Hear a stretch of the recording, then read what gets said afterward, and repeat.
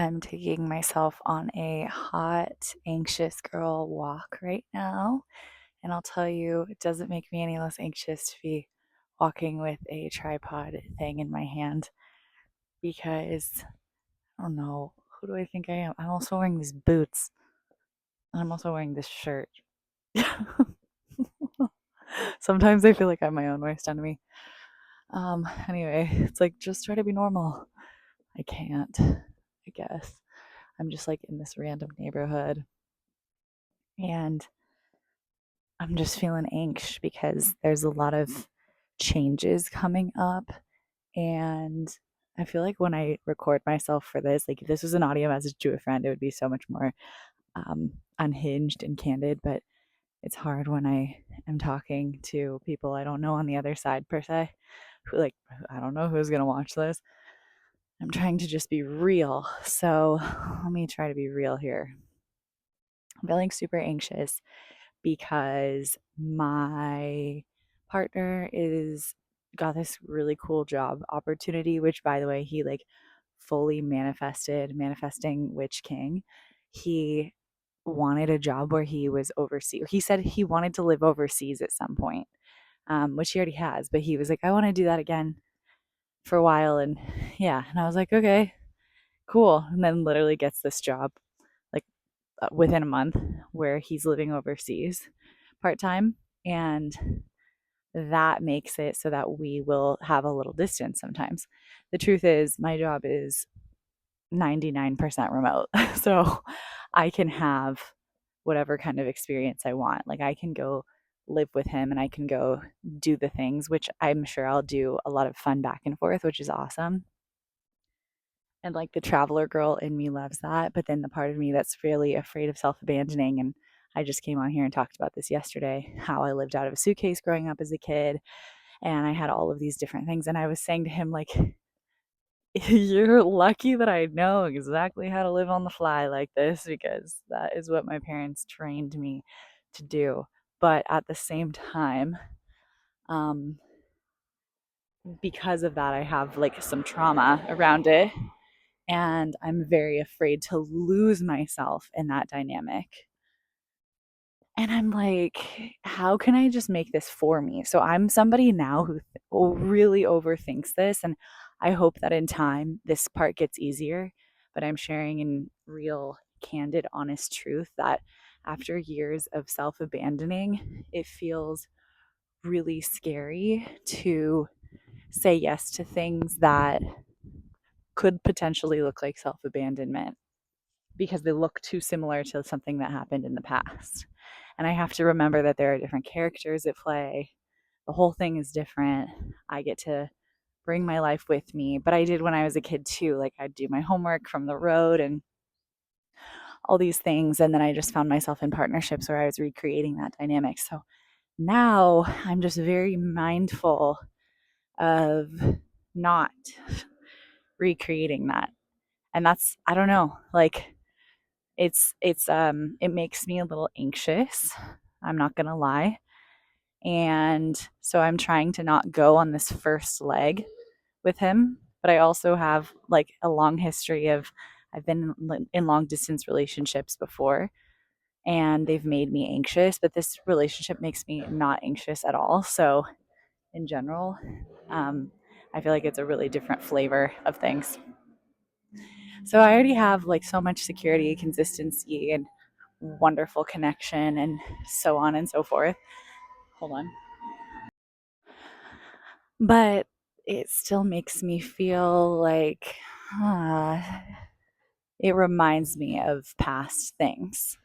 And what do we do when things remind us of past things? Well, we take beats and we breathe and we go on hot girl walks and we process and we journal and we meditate and we do tapping. And if we have access to therapy or coaching, we bring this to the coach or we bring this to the tribe and we work through it because we can't let the past define us.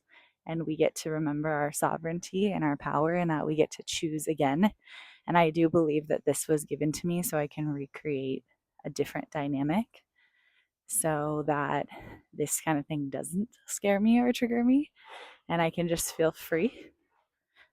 And already there's a lot lighter of a sense. Like, I think if this was a different partner, I could have felt a lot more afraid or a lot more self sacrificing. Like, one or the other would happen. And right now, it's the beginning, but I feel like I'm much more conscious and I'm just treading really lightly around how to make this the best thing for both of us, but honestly, more selfishly for me, because I have to make sure that I'm looking out for me. Whereas examples of this is in the past, I would have just lived as like a zombie until my partner literally came home. Or I would have just thrown everything out the window and gone with him. So now I hope and choose to be embodied in both. I hope and choose to be embodied when I'm alone and I'm at home and when I'm deciding to go with him. And it's a decision that I choose for me because it feels good. So yeah, that's coming to mind right now. And that change is happening pretty soon here. Like, we're coming down to the wire, and I am not going to go with him on this first leg. And so I'm just feeling the feels, I guess you could say, around that. Oh, this lighting is tricky, huh?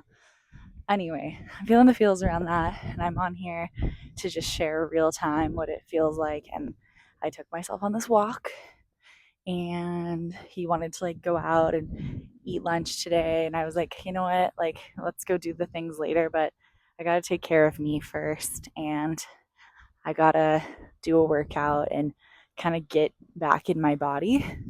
That's a huge thing that helps me, is like being in my body. And I'm going to tell you, it's the last thing I want to do. Like, also hot as balls, and I just don't feel like working out right now, but I'm going to do it because it is definitely important that I stay connected with me and the things that make me feel good. So not only is it just things that I normally would do for me, which is part of staying with yourself, but it's also making sure that there are a lot of there's a lot of tending going on to the parts that need to come back into the body instead of just be in the head. So yeah, that's what I have to say. Thanks for coming with me on this walk today. I guess hopefully these words help me process a little outside and remind me of what I need to do for me and why I'm doing it. And if you're somebody who struggles with fear of self-abandonment or just truly is in the self-abandonment, I'm here to share with you that I have gone through it and come out on the other side. I just heard a really beautiful quote today, or I've read it. It was on Mama Gina. If you guys don't know Mama Gina, you gotta know Mama Gina. She's an incredible inspiration to me. And she sent out an email and then did an Instagram post, and the post and email said something along the lines of, let your heart break so your spirit doesn't have to. And I loved that. And it also chills me because I'm like, all right, what do I need to do to make sure that my spirit doesn't break? And ideally, I don't feel like my heart has to break here. I don't think it has to be throwing the baby out with the bathwater, which is what a lot of us people who've been afraid, who've abandoned themselves so many times, tend to do. Is we throw the baby out with the bathwater because we get scared we're self-abandoning again. And I have friends who will audio message me and be like, oh my God, like, he likes science more than he likes tarot cards. Do I need to break up with him? And I'm like, no, dude. No, it's okay. We can have differences, and life will pull us and ebb and flow in all these different directions. We're not going to be on the exact same path at all times throughout our lives. That's insane. But can we make sure that we work together in collaboration instead of compromise? Which I remember a relationship coach telling me once, and that was so different than what I'd heard and witnessed in my life. So I was like, what do you mean collaboration over compromise? Like, that doesn't even make sense. And But now I'm at that point. I'm like, okay, what do I need to do to make this to make this for me and for you? Like, what do you need for you? What do I need for me? How are we going to collaborate together on that and communicate as best as possible to make this go, make this beautiful? You guys co-create it together, and you got to have your own back. But that's why I also say communication is so key, because if you communicate what you need and your feelings, and you let yourself get clear on what you're going to need, not just what you're afraid of, because yeah, you can say that and then you guys can hash it out together, but only you can decide what you need. And it's good to really sit with that and not let anybody else's opinions or feelings get in the way, because I know I'm somebody who can just let someone else's thought forms become mine. And yeah, so that's why we take walks, that's why we meditate, that's why we journal, that's why we have therapy, that's why we just get super honest with ourselves first, so that we can come back in and be like, yo, I need this from you. I'm going to need this from me. I'm going to need this in my life. What are we going to do together to make all that shit happen? And that's that. All right. Actually, it makes me feel a little better, more empowered. I can go in and have a conversation. I have some things I'll need to put on the table, and everything should be good to go. Just change. Change is all. But also, it's really important you have a really beautiful collaborative partner that you can trust and that you can feel love and joy with and security with, because at least for me, and consistency, not inconsistency, all of those things make this manageable and workable, and that is so crucial. All right, my friends, peace and love, brothers. I hope you have a great day. Hope it's peaceful, and if this helps you, give it a like. If you know someone going through change, maybe shoot this over to them, and blessed be, whatever that means. Goodbye.